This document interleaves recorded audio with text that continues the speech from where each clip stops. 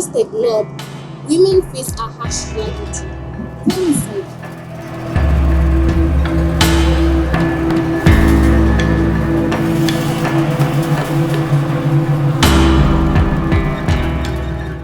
Hello everyone, hope you are well. Welcome to Shattered Lives documentary, and today we are privileged to have a guest who is a counselor, and she's going to share her insights concerning this monster, femicide. And now I'll let her introduce herself. Welcome. Hi everyone, my name is Morgan and I'm a counseling psychologist. Glad to be here today to talk about femicide. Okay, so what's your general understanding of femicide? Okay, well, femicide, we don't have a definitive definition of what femicide is, but from my understanding, is the intentional murder of women, like killing women because they're women. Yeah, and it is something that it is very rampant in our societies worldwide currently. And we looking into it, we're doing a lot of research just to understand more about femicide. What are some of the warnings or red flags that could indicate that one is at the risk of becoming a victim of femicide?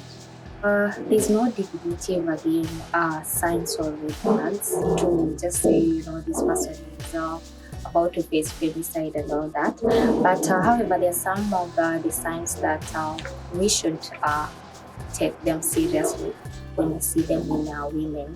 The first one I can talk about is when there is a previous history of domestic violence. If a woman has reported a lot of this domestic violence that has been happening, then that is enough to raise alarm that you have to look into this. So that is the first sign that I can talk about. And also there is what we call financial dependency. And when I'm talking about financial dependency is when a woman is depending on the man, the finance and all that. So what happens is it makes this woman to be vulnerable, and then it is so difficult for this woman to leave this man because of that dependency. So also that is a sign or a red flag to just tell you that there's something that can happen. So we need to be very, very careful when that is there. And also maybe another sign that we can say is if there are threats of suicide. Yes, many times when these have been reported, sometimes we take them for granted. But if a woman is reporting the threat of suicide from a man or a partner, then also that is an alarm. That is a sign that to show us that this can lead to femicide. So there are a lot of signs that we can talk about. Even the threats of those that are the controlling side. If the man is very controlling and very jealous. Yeah, jealous, sometimes we tend to think that is love, but it leads to femicide, and we've seen that happening a lot.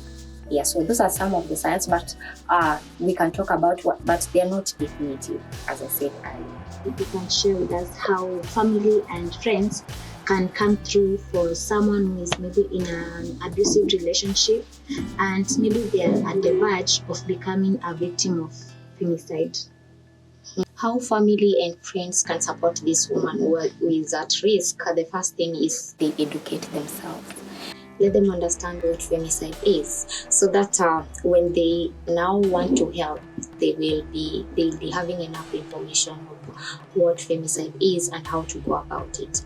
So educating themselves, it is the first priority. And then the second thing is safety first. And when I'm talking about safety first, that means that if you realize that a woman is in danger or is at risk of femicide, it is good to report. We have the emergency hotlines and helplines online. So if you realize that there's something that is not going right, then it is good to report. And then another thing you can do, or how you can support this woman, is be available. Check out how they are doing every day, so that if at all there's something to happen, it is easy for you to pick out, like today so and so is not okay. So be available for this person.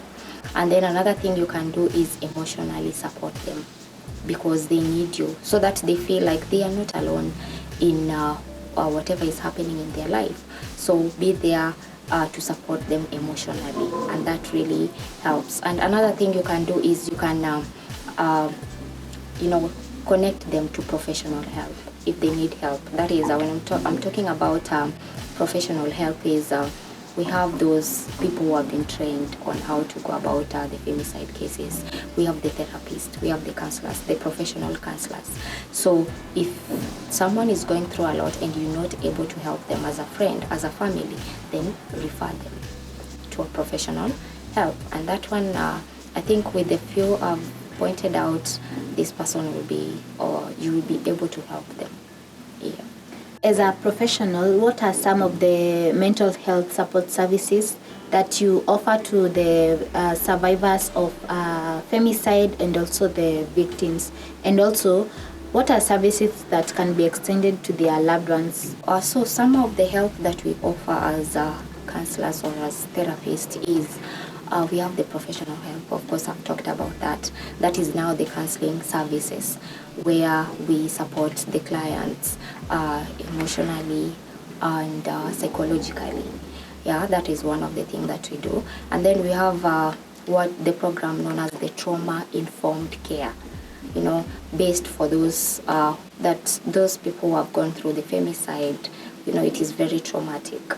So we offer those programs to just support them, to just to be there for them, because at that time they usually at a verge of giving up. And what happens is we're supporting them so that we instill that hope that you're not alone. Yes, you're going through this, but you can get help. And also what we do is we have support groups for these people.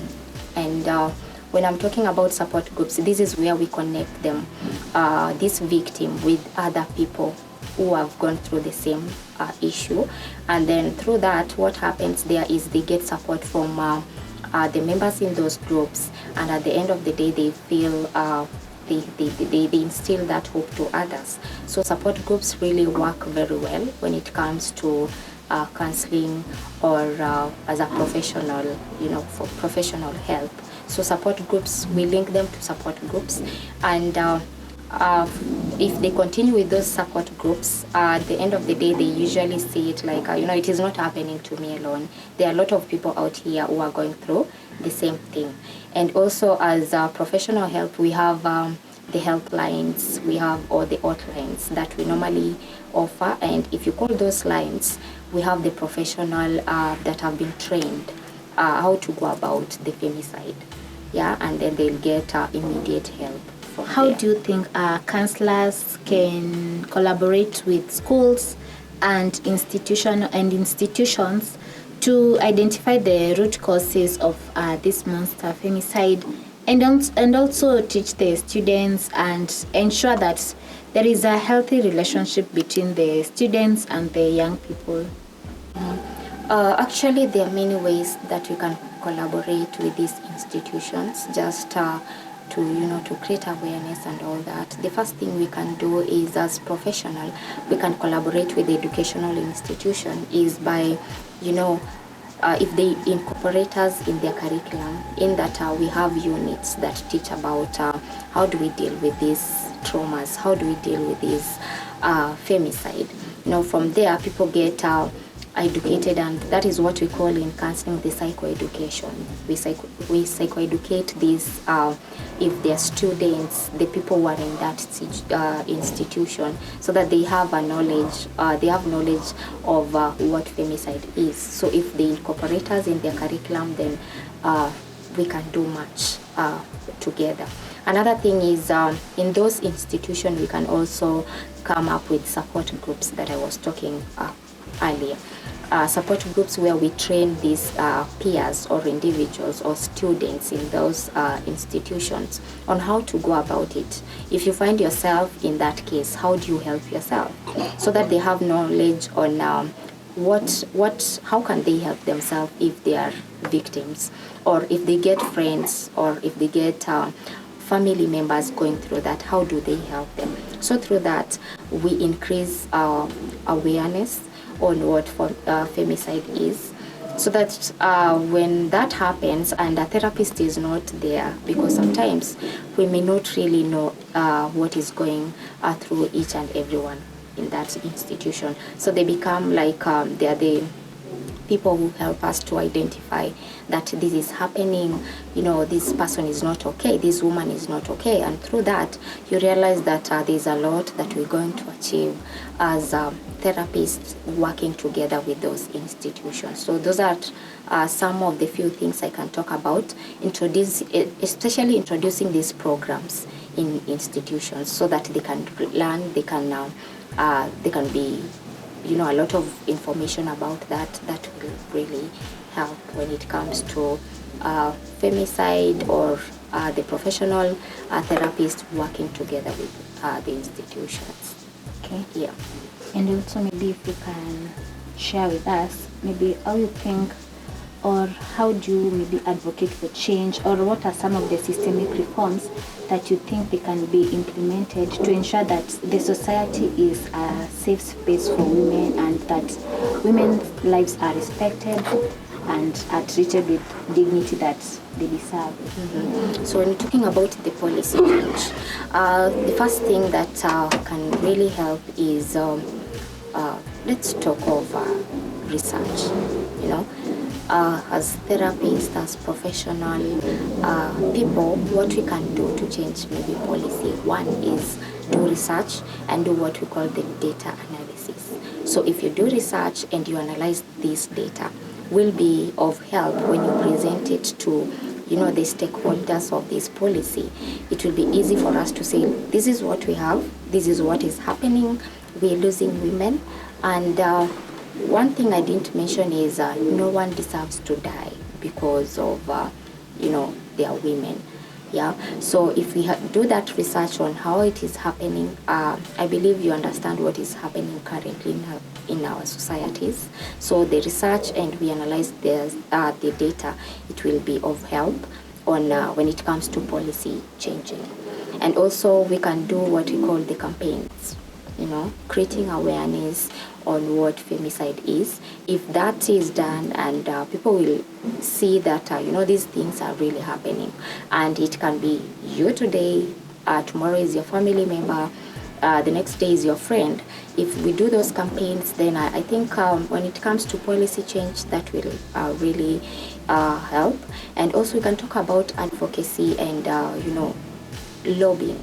Yeah, and when you're talking about this is, partnering with stakeholders. Let's sit on the same table. Let's discuss what can it be done so that we don't end up losing a lot of people. We don't end up losing these innocent souls because of, femicide, because of lack of information. Because women usually feel like they're intimidated, they're being controlled, but sometimes they don't know how to go about it. So I believe if we do this as professionals and we partner with the stakeholders who are working with the policies, then that will really help or will bring change when it comes to the matters or issues of femicide. And another thing is, after understanding that, is also, I think one thing that has also contributed to this is parenting styles also have changed. So let's, as parents, as siblings, as friends, as family members, let's educate ourselves about femicide. And if you see these signs, don't hesitate to reach out for help. We have the hotlines, we have the helplines, we have the professional help, we have the counselors all over. Seek out for help. Don't keep quiet, especially if you see those are some of the signs that we discussed early. Kindly reach out. You can reach out to your friend, you can reach out to your family member, you can reach out to therapists, you can report it to emergency contacts that are there so that you get help. So don't keep quiet, reach out and you will get help. So my take for today has been that don't justify femicide and that women's lives matter no matter what. Thank you, our guests. That was so educative and so informative. We really appreciate and look forward to having a more informative session with you. So we really appreciate for having you, and thank you so much. Thank you so much for having me. I'm glad to be here. Thank you and goodbye.